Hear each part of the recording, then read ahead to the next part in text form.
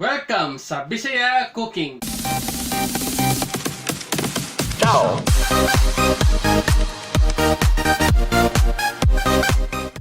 Karon magluto ta og tuslog buwa. Kani siya nga pagkaon makita ni sa usually sa Pasig Cebu. Nya since quarantine man, nagpa-deliver na lang og ingredients sa tuslog buwa.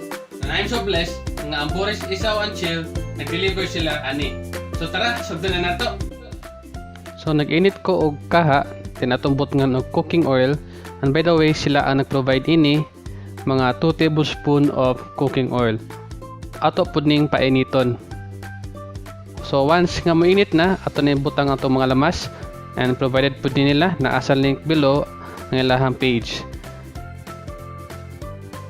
Ani nani siya ay sili, tulo ka sili, chili espada nga gichap og ginagmay og bombay. Gidice og ginagmay.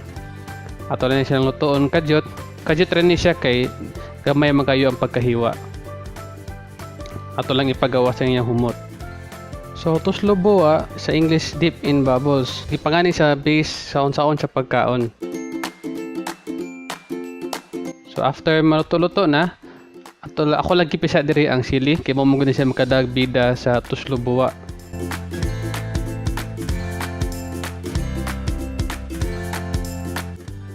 So, after na to maluto ang mga lamas, pwede na to ibutang atong pork liver o pork brain.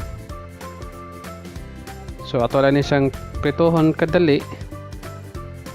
Pwede mo mapalit og pork liver na inyo lang i-grind o kaning utok sa baboy if naamoy makitaan nga mamaligya ini. Mga 2 tablespoon each. So makita ninyo nagbuwa-buwa na siya. Actually gikan diha ang pangalan nga buwa. After mabukal na siya, ato ibutang ato ang tubig. Kani siya nga tubig na ni siya cornstarch.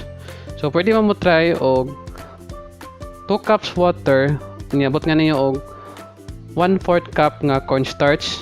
Before nyo ibutang dire, inyo sa ipalanay ang cornstarch sa inyong tubig. Ini kalanay na ibutang ninyo sa inyong kaha. Then mabutang-buta og toyo. Ang advice lang, ayaw lang mo pagbuta og asin.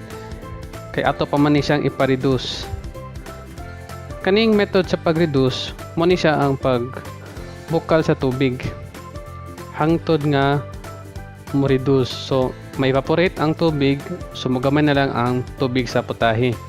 So, ato na siyang gibuhaton aron mulapot siya og mo parat-parat po siya.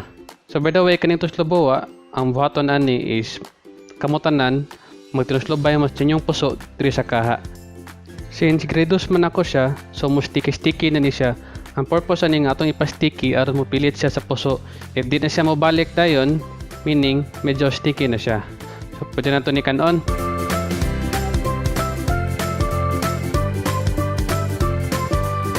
So nindot gini siya ipares og puso. And apil na ni sa package pag pa-deliver na ko ani. So while magbukal-bukal, mag-on ang stove, pwede nyo ituslobin yung puso o nakita nyo nipilit gid ang sabaw.